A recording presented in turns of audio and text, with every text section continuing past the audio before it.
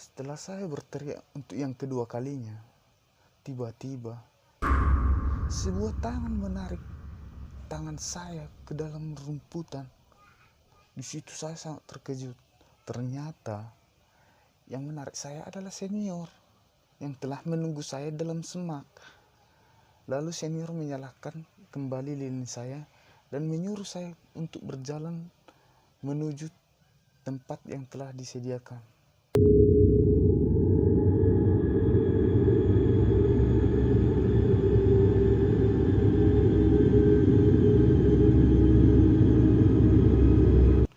Cerita saya bermula sejak tahun 2017, di mana saat itu saya masih berada di semester 3.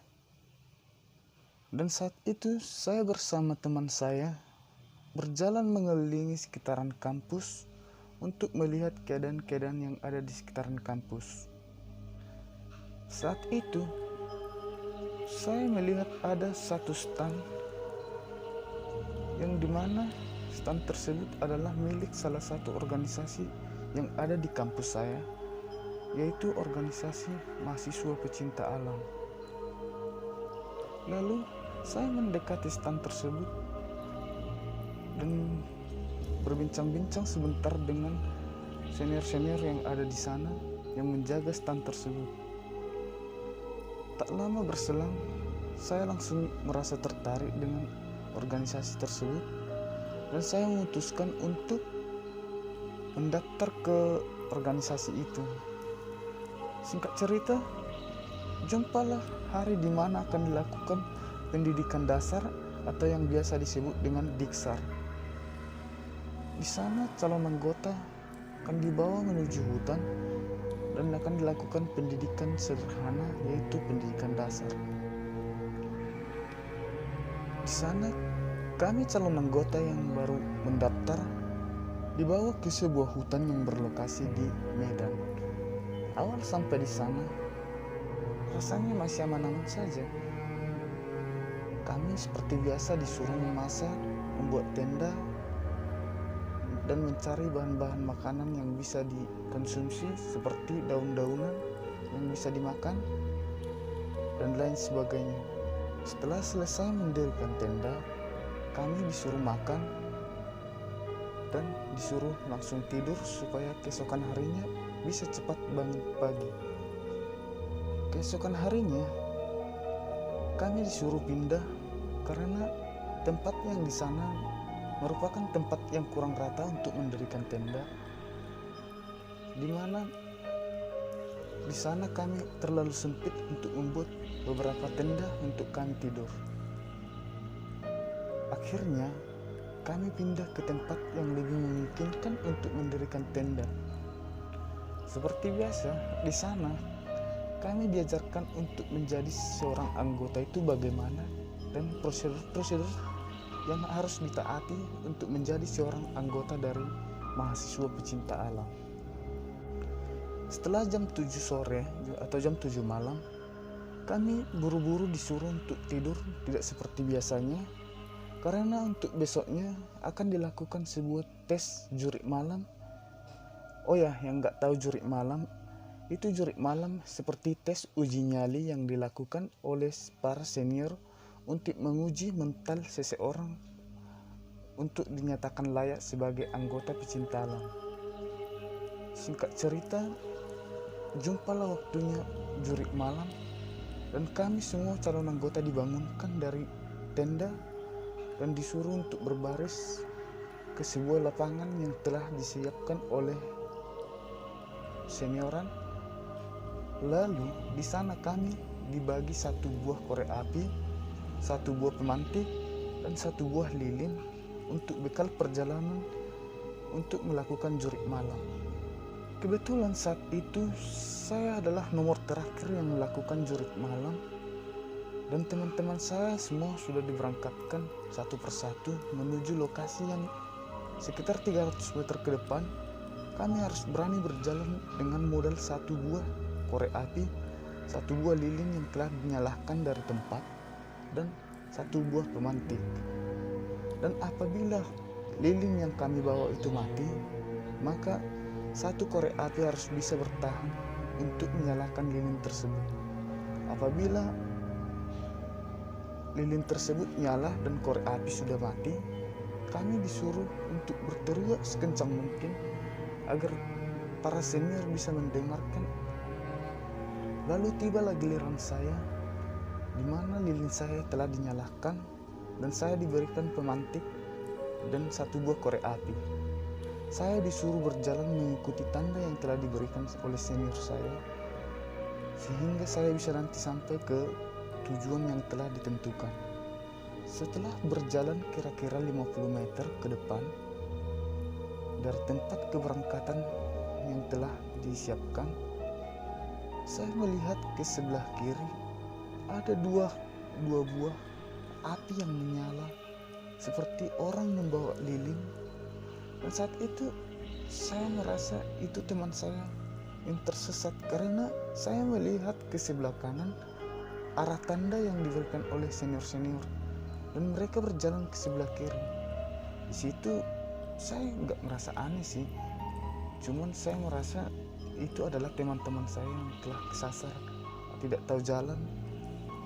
Dengan santainya saya melanjutkan perjalanan saya, dan tiba-tiba lilin yang saya bawa mati. Lalu saya ngambil korek dan pemantik yang saya bawa.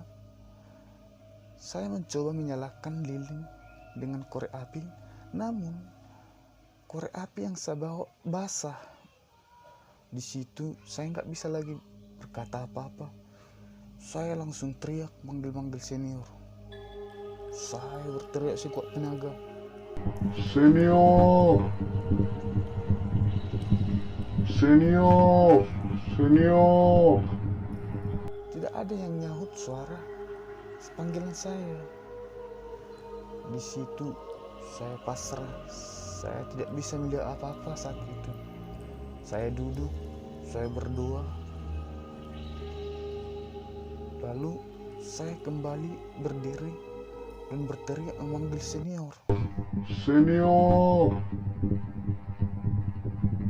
Senior! Senior!" Setelah saya berteriak untuk yang kedua kalinya, tiba-tiba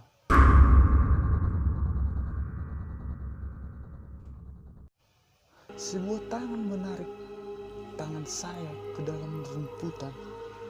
Di situ saya sangat terkejut. Ternyata yang menarik saya adalah senior yang telah menunggu saya dalam semak.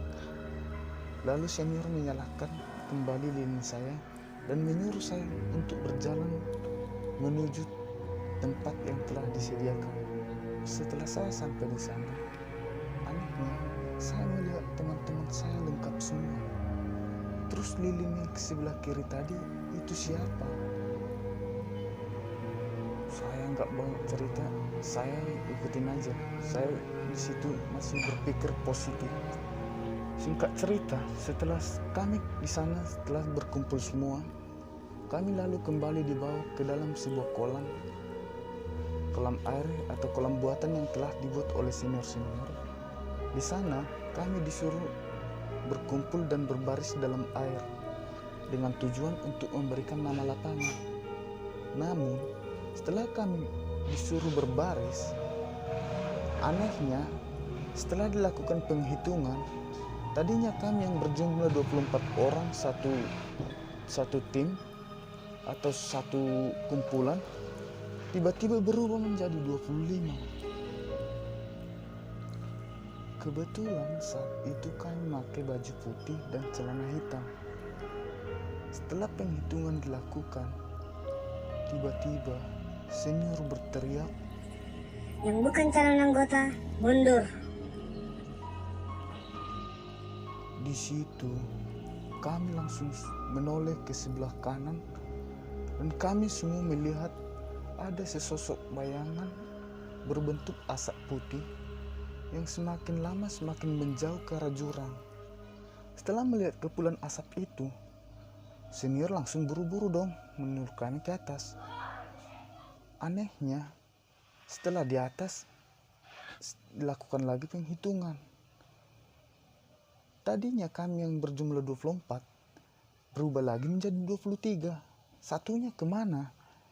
Ternyata senior lain bawa satunya ini ke tenda untuk diobati karena dalam perjalanan menuju ke atas dia terjatuh dan kakinya terluka. Setelah kami terkumpul semua di atas, kami langsung disuruh ganti baju karena baju yang kami pakai itu udah basah. Dengan buru-buru kami ganti baju lalu tidur. Setelah jam 2 pagi, saya terbangun dari tempat tidur dan saya melihat senior saya masih kumpul. Saya keluar dari tenda dan menuju ke tenda sebelah. Di sana, saya bersama senior-senior ngobrol-ngobrol sambil minum kopi. Tak lama kemudian, tiba-tiba ada sosok bayangan hitam yang lewat dari depan tenda. Secara sontak kami menoleh ke belakang. Akibat lampu yang menyorot dari depan, bayangan menjadi ke belakang. Dengan buru-buru, senior menyuruh kami tidur. Di situ saya tidak bisa tidur. Saya masih mengingat kejadian-kejadian yang terjadi mulai dari sore hari sampai malam hari. Lalu saya merenung dan akhirnya saya tertidur. Keesokan harinya, senior menyuruh kami packing karena kami akan melanjutkan perjalanan ke gunung. Di sini setelah selesai packing, seperti biasa, senior melakukan briefing dulu, di mana senior menjelaskan bagaimana tentang perjalanan yang akan kami tempuh selanjutnya. Setelah selesai briefing, senior menyuruh pemandu atau leader berjalan di depan dan yang paling belakang diikuti dengan sweeper. Setelah sekitar 1 jam kami berjalan, kami istirahat sebentar di atas air terjun yang ada di lokasi tersebut. Tiba-tiba segerombolan monyet datang mengambil bahan-bahan makanan yang telah kami bawa. Dengan terpaksa, senior harus balik lagi sebagian ke kota untuk mengambil bahan-bahan makanan karena bahan-bahan makanan yang kami bawa sudah kurang untuk jatah sampai keesokan hari. Dan setelah selesai istirahat di sana, kami melanjutkan perjalanan. Sekitar jam 7 sore, kami masih di pertengahan jalan. Dengan terpaksa kami harus memaksakan diri untuk berjalan lebih cepat ke arah gunung supaya bisa istirahat di sana. Tak lama kemudian, saya melihat sesosok makhluk aneh yang berjalan menuju ke belakang. Dan tiba-tiba saya mendengar di belakang ada teriakan. Ternyata teman saya yang kebetulan nomor 2 di belakang saya itu udah kesurupan. Dia memanjat pohon seperti monyet yang biasanya dia lemah. Tiba-tiba dia bisa berlari cepat kilat menuju ke arah gunung. Sontak senior mengejar dong.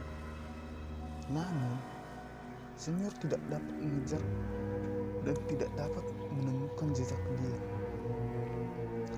Secara serentak kami semua disuruh untuk berpencar 2 orang senior bersama calon anggota berpasangan untuk mencari dia di sekitaran gunung.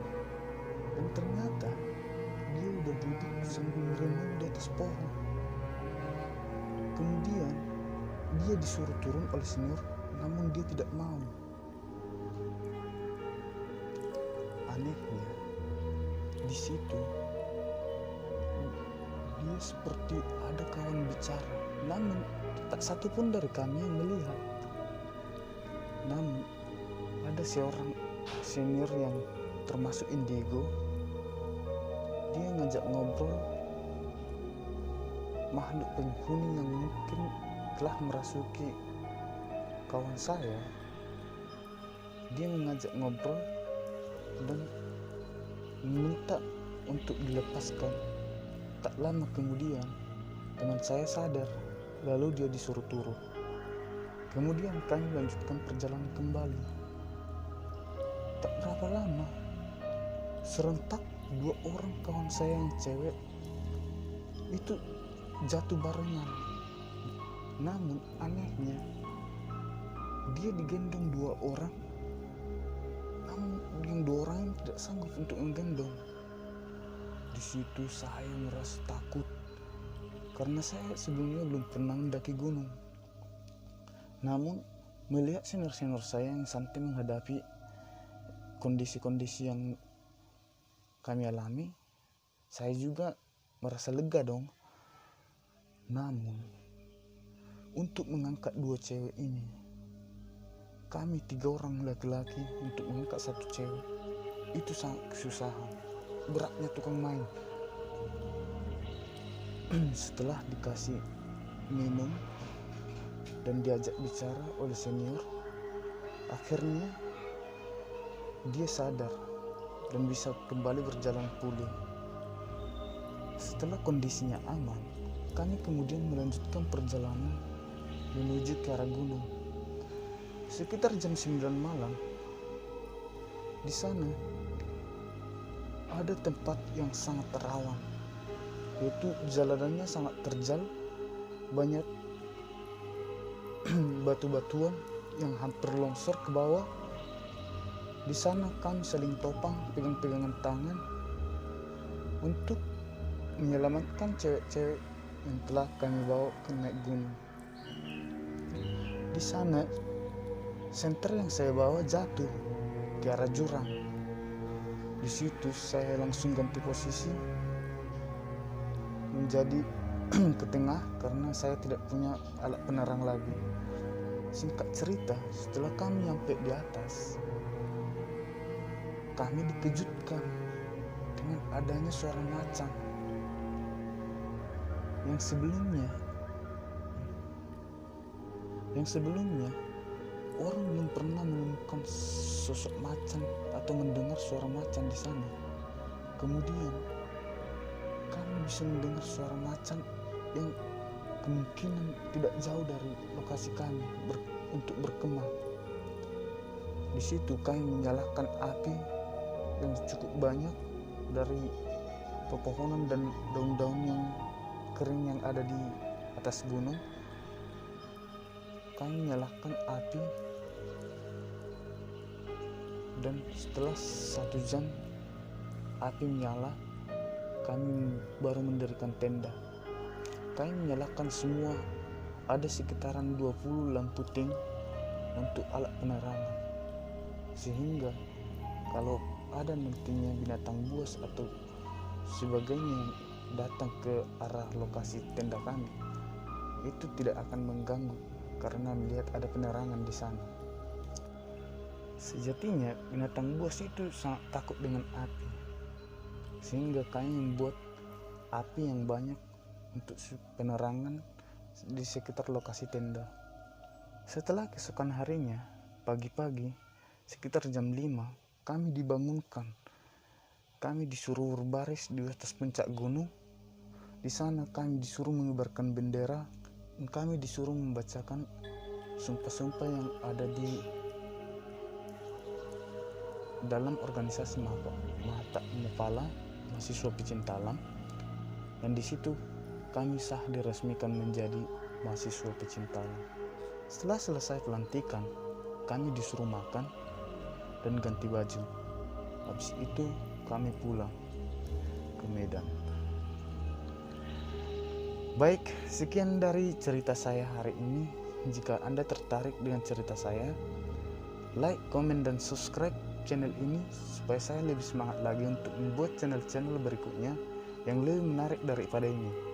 Oke, see you next time. Semoga kita semua dijauhkan dari mara bahaya, terutama wabah yang menyerang kita untuk saat ini.